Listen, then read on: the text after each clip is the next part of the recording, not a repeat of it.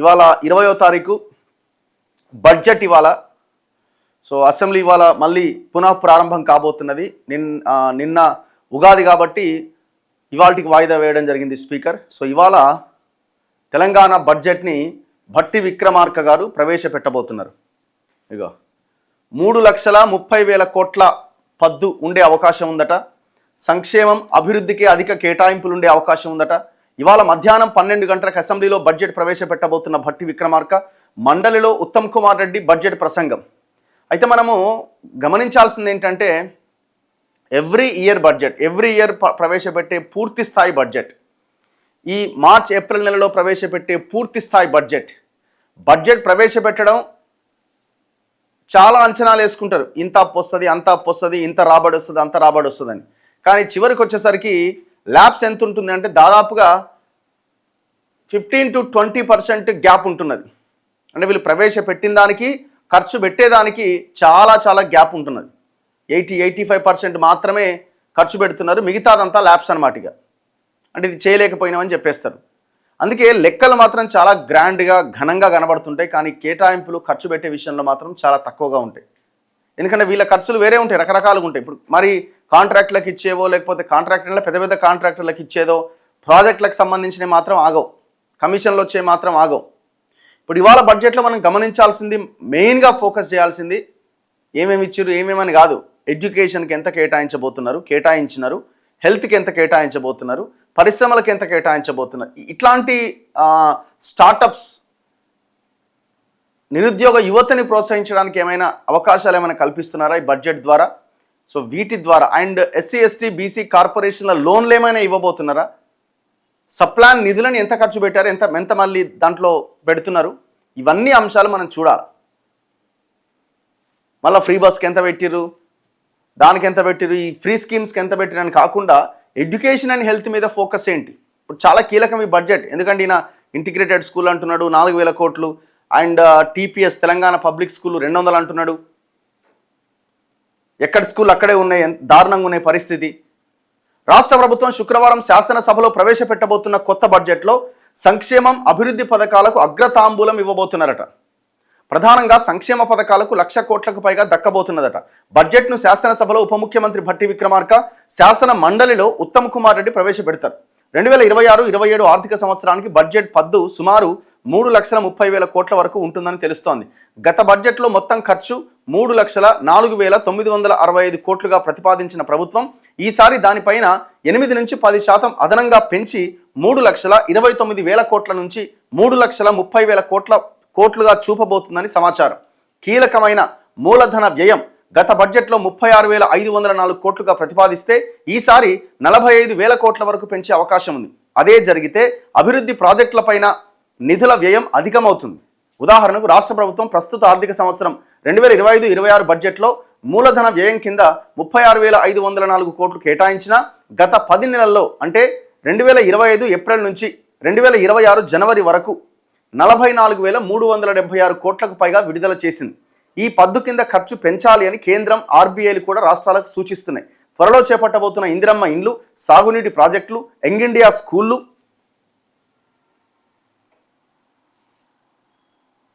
ఇలాంటి వాటికి నిధులు భారీగా అవసరం. ఇందిరమ్మ ఇండ్ల నిర్మాణానికి 29,000 కోట్లు కావాలని గృహ నిర్మాణ శాఖ ఇప్పటికే ప్రభుత్వానికి ప్రతిపాదన పంపింది. వీటికి నిరుడు అంటే పోయినసారి 12,571 కోట్లు కేటాయిస్తే ఈసారి 17,000 కోట్ల వరకు పెంచే అవకాశాలున్నాయి.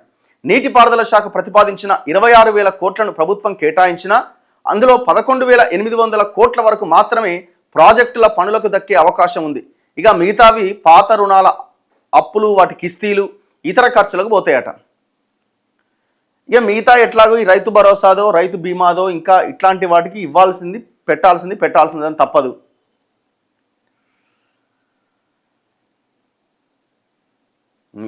రైతు భరోసా, రైతు బీమా, వ్యవసాయ యాంత్రీకరణ తదితర సంక్షేమ పథకాలకు ఈసారి 20,000 కోట్లు కేటాయించాలి. BC, SC, ST, మైనార్టీ, మహిళా, శిశు సంక్షేమ శాఖలన్నింటికీ కలిపి గత బడ్జెట్లో 72,396 కోట్లు కేటాయిస్తే ఈసారి 7 నుంచి 8% పెంచి 77,000 కోట్లు కావాలని అధికారులు ప్రతిపాదించారు. ఈ ఖర్చులు అనివార్యమైనందున కేటాయింపులు పెంచొచ్చు. ఇప్పుడు మీరు చూడండి, 2.5 ఏళ్ళు అయింది వీళ్ళు గవర్నమెంట్లోకి వచ్చి, ఒక్క BC, SC, ST corporation loan ఇచ్చినేమో అడగండి. పేరుకే ఉన్నాయి ఆ ట్రైకార్ కానీ ఇంకోటి ఈ బీసీ కార్పొరేషన్ ఎస్సీ కార్పొరేషన్ కానీ సప్లాన్ నిధులు కూడా ఖర్చు పెడతలేరు. సప్లాన్ నిధులు లేవు, ఖర్చు పెట్టట్లేదు, మొత్తం ల్యాబ్స్ చేసి పడేస్తున్నారు. లెక్కలు చాలా క్లియర్గా ఉన్నాయి. కొత్త ఉద్యోగాల భర్తీతో జీతభత్యాల చెల్లింపుల కోసం గత బడ్జెట్లో 44,478 కోట్లు కేటాయించినా సరిపోలే. ఈ విభాగానికి 46,000 కోట్లు ఇవ్వచ్చని అంచనా. మరి 46 ఇప్పుడు ఓన్లీ 1,000-2,000 కోట్లు పెంచితే మరి ఇప్పుడు ఉద్యోగాలు చాలా ఇవ్వాలి కదా, మరి ఆ జీతాలు సరిపోవు కదా. అంటే ఇస్తావా ఇవ్వవా? విశ్రాంత ఉద్యోగులకు తప్పనిసరిగా చెల్లించాల్సిన బెనిఫిట్స్తో పాటు పెన్షన్స్కు భారీగా నిధులు కావాలి. రిటైర్డ్ ఉద్యోగుల పెన్షన్లకు గత బడ్జెట్లో 13,109 కోట్లు కేటాయించిన ఖర్చు 16,000 కోట్లు దాటింది. మరోవైపు వచ్చే ఏడాది 8,000 మంది ఉద్యోగులు పదవీ విరమణ చేయబోతున్నారు. వీరికి తక్షణ రిటైర్మెంట్ బెనిఫిట్స్ చెల్లింపులకే 10,000 కోట్లు కావాలి. ఇవే కాకుండా ఉద్యోగుల పెండింగ్ బిల్లులు 10,000 కోట్లు పేరుకుపోయినాయి. వీటన్నింటి కోసం కొత్త బడ్జెట్లో కనీసం 20,000 కోట్లు కేటాయించాలని ఉద్యోగ సంఘాలు కోరుతున్నాయి. అయితే పెన్షన్ల పద్దు కింద 16,000 కోట్లు కేటాయించే అవకాశాలు ఉన్నాయి. ఇప్పుడు రిటైర్ కాబోతున్న వాళ్ళది ఒక పక్కన పెట్టి ఆల్రెడీ రిటైర్ అయిపోయి అసలు బెనిఫిట్స్ రాని వాళ్ళు ఎంతమంది ఉన్నారు? వేల మంది ఎదురు చూస్తున్నారు. దాదాపు 70-80 మంది చచ్చిపోయారు, పాపం ప్రాణాలే పోయినాయి.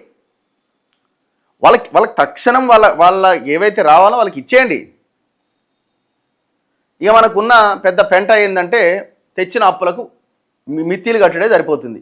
పాత బకాయిలకి వడ్డీల పద్దుకు గత బడ్జెట్లో 19,369 కోట్లు కేటాయించారు. చివరికి 25,000 కోట్లకు పైగా ఇవ్వాల్సి వచ్చింది. అంటే పోయినసారి 25,000 కోట్లు ఓన్లీ అప్పులకే ఇచ్చారు. ఈసారి వడ్డీల పద్దుకు ఇదే స్థాయిలో కేటాయించాల్సిన పరిస్థితి. దాదాపుగా 10-12 ఏళ్ల వరకు మన బతికిదే. ఇప్పుడు మళ్ళీ ఆయన అయిపోయింది. ఇప్పుడు ఈయన అప్పు తెస్తూనే ఉండి మళ్ళీ ఆయన నిన్ననే చెప్తున్నాడు కదా ముఖ్యమంత్రి, తెచ్చిన అప్పుకి అసలు వడ్డీ కట్టడానికి మళ్ళీ అప్పు తెచ్చినామని చెప్తున్నాడు. ఇంకా మన పరిస్థితి అట్లా తయారైంది.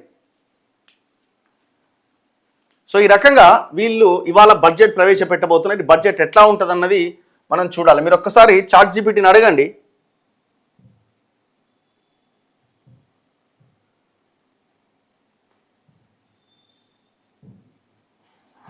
అడగండి ఒకసారి. తెలంగాణ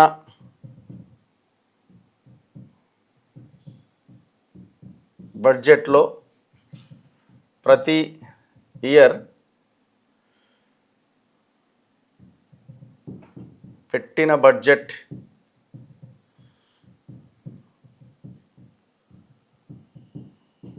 ఖర్చు పెడుతున్నారా? గ్యాప్ ఎంత ఉంది? ఇయర్ వైజ్ డీటెయిల్స్ ఇవ్వండి.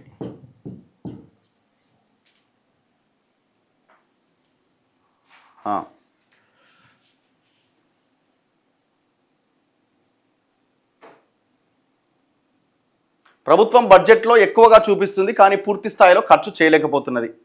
ఫర్ ఎగ్జాంపుల్ 2023-24 బడ్జెట్ తీసుకుందాం. బిగ్ డీవియేషన్ ఇయర్ అట్ ఇది. చాట్ జీపీటీ చెప్తున్నది. బడ్జెట్ 3,37,107 కోట్లు, యాక్చువల్ స్పెండింగ్ 4,48,584 కోట్లు, ఎక్స్ట్రా స్పెండింగ్ 1,11,477 కోట్లు ఎక్కువట. సో ఈ ఇయర్ మాత్రం ఓవర్ ఎక్స్పెండిచర్ ఉన్నది.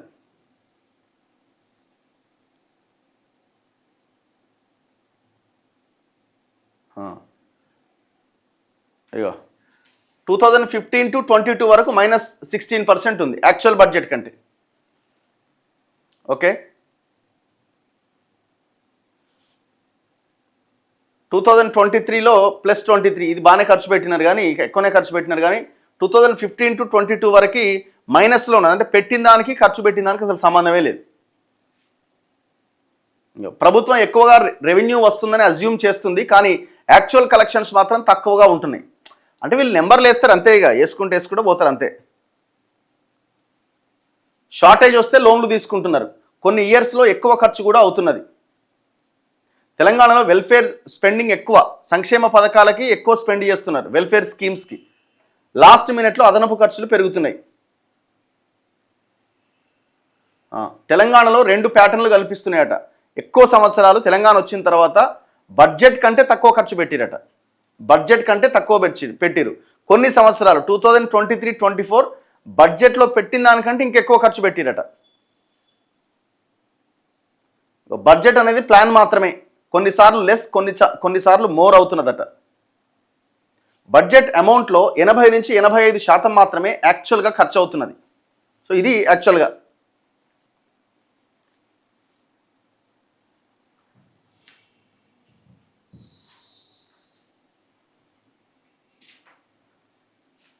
ఇగో చాలా క్లియర్ డీటెయిల్స్ ఇస్తుంది. ఇది ఎంత నీట్గా చూడండి. 2014-15లో తెలంగాణ వచ్చిన కొత్తలో 6,637 కోట్ల బడ్జెట్. రివైజ్డ్ బడ్జెట్ ఎంత అంటే 98,000 ఖర్చు పెట్టింది. 96,000. 2015-16కి వచ్చేసరికి 1,15,689 కోట్లు ఖర్చు పెట్టిరు. 1,05,000 కోట్లేమో ఖర్చు పెట్టినారు యాక్చువల్ బడ్జెట్. 2016-17కి వచ్చేసరికి ఎస్టిమేట్ ప్రవేశపెట్టింది 1,30,415 కోట్లు. ఆడ 1,20,000 కోట్ల ఖర్చు. అంత ల్యాబ్సే. అంటే గ్యాప్ ఎంత ఉందో చూడండి. 2017-18లో 1,49,646 కోట్లు, యాక్చువల్ బడ్జెట్ 1,35,000. 2018-19లో 1,74,453 కోట్లు, యాక్చువల్గా 1,55,000 కోట్లు. 2019-20కి వచ్చేసరికి 1,82,017 కోట్లు, 1,60,000 కోట్లే. అక్కడ మళ్ళీ ఒక 15,000 కోట్లు గ్యాప్ ఉన్నది. 2021 వచ్చేసరికి 1,82,914, 1,45,000. అంటే దగ్గర 40,000 కోట్లు అసలు ఖర్చే పెట్టలే. 21-22కి వచ్చేసరికి 2,30,825 కోట్లు, 2,05,000 కోట్ల యాక్చువల్ బడ్జెట్. అంటే దగ్గర 25,000 కోట్లు గ్యాప్. 2022-23కి వచ్చేసరికి 2,56,958 కోట్లు ప్రవేశపెట్టిన బడ్జెట్. 2,20,000 కోట్లే యాక్చువల్ బడ్జెట్. 23-24కి వచ్చేసరికి ఇక్కడ కొంత తేడా కనిపిస్తున్నది. యాక్చువల్గా ప్రవేశపెట్టిన దానికంటే ఎక్కువ ఖర్చు పెట్టిరు. 24-25కి వచ్చేసరికి ఇది ఆన్గోయింగ్ నడుస్తున్నది.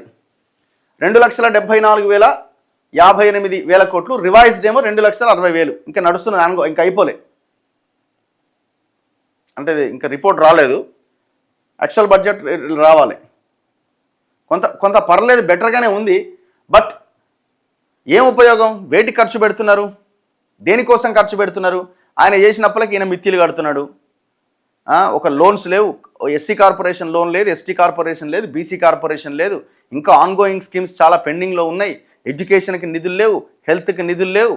మరి ఎక్కడ పోతున్నాయి ఈ పైసలన్నీ? సో ఇది మనకు కనిపిస్తున్నది. చూడాలి వాళ్ళ బడ్జెట్ ఎట్లా ఉంటుంది ఏంటి అన్నది.